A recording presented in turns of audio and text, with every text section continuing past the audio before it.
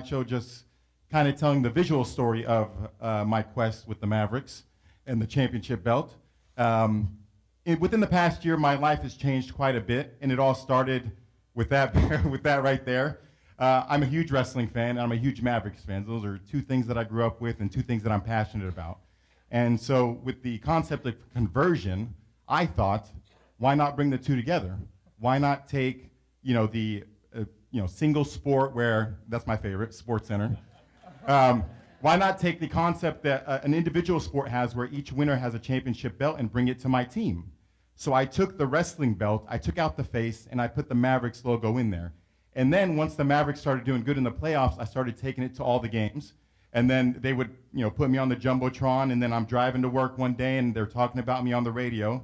And so I call the radio station. I'm like, hey, I'm the guy who looks like the caveman with the championship belt that y'all are talking about. That's exactly what they call it, because I had a scruffy beard. And then that just kind of blew up. And then on Sports Center, that's in Miami before Game 6.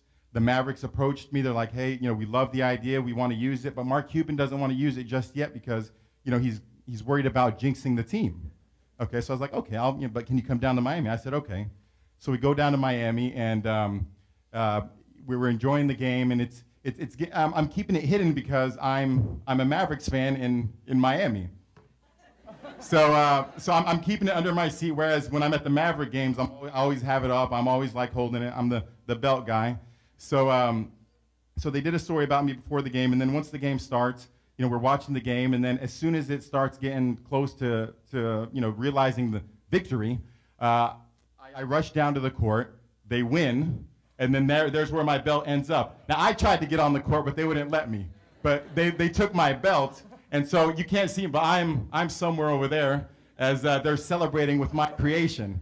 And part of the whole social media thing is, by this time I've already created a fan page, and I have thousands of followers. And as I'm sitting there, kind of everybody's keeping up with me. Everybody back in Dallas is keeping up with my story on Facebook. I'm like, man, they took my belt. I can't find my belt. My belt's in the locker room. I can't keep. And so finally, they took it. They celebrated. They took it back to the locker room, as you'll see in one of these next pictures. And then they brought it back out. That's actually Dirk's personal coach. If you're familiar with the Mavericks, he's a pretty big guy. But the most important thing about this experience for me is the fact that I would not be here if it wasn't for social media. Okay, I started this just because I love my team and I wanted to show love for my team, and it just kind of blew up. And then when I created the Facebook page, and then everybody started picking up with it. Now I have almost 8,000 followers that I have to keep interested. This is my crowning achievement, by the way, my story on the front page of WWE.com, which, if you asked me what I wanted to be, I would tell you right now, if I could be anything in the world, I'd be a professional wrestler. So that's kind of my guilty pleasure. But again, with social media, it allowed it all to just kind of blow up like that. And it's something that I still work with. I make custom belts for the players and anybody who wants a belt. I'm making a belt right now for a lawyer who's his son, his birthday's coming up. He wants a bar mitzvah belt. Hey, if you want it, I can do it. And so every belt is unique. I do exactly what the players want. They tell me what they want on it. And if they want, all-star on there, if they want 2011 champion, I'll do it exactly how they want it. So that's something that started as kind of a hobby that turned into a semi-business right now. I take orders from players all the time. There's my belt on the floor of the NBA Finals. And then the experience with the Mavericks championship belt has showed me that, I can take something little or something that I like, a hobby, and turn it into something big.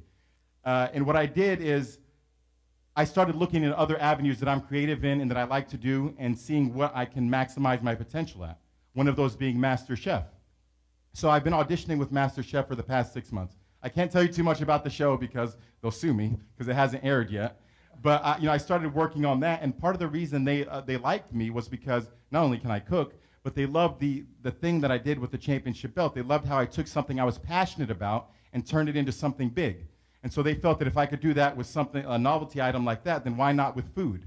So I went to LA about a month and a half ago to film the show.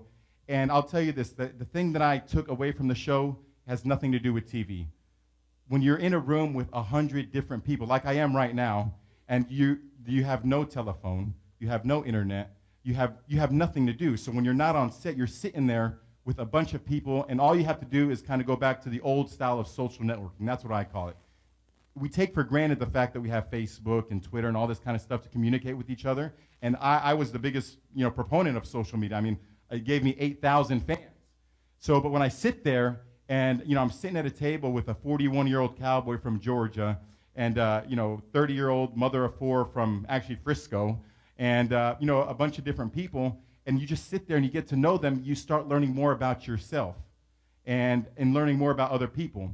And what I took away from that was the amazing experience of meeting those people. And when I left the show, that's what I was heartbroken about leaving those great people. So now every time I go somewhere, I think, what can I learn from this person sitting next to me? What can I learn from this person in front of me or behind me?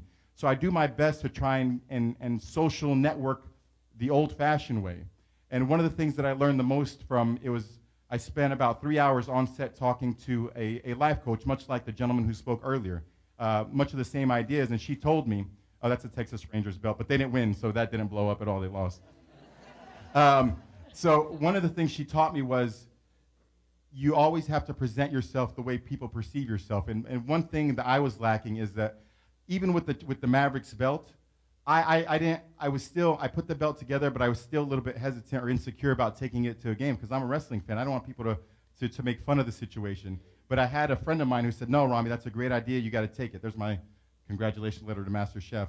And she told me, she's like, don't ever be insecure about yourself because people perceive you in such a different light than you think, okay? And she went around and she asked 10 people that I didn't know. She said, give me 5 adjectives that describe this man when he walks into a room. And all of them came back with something positive.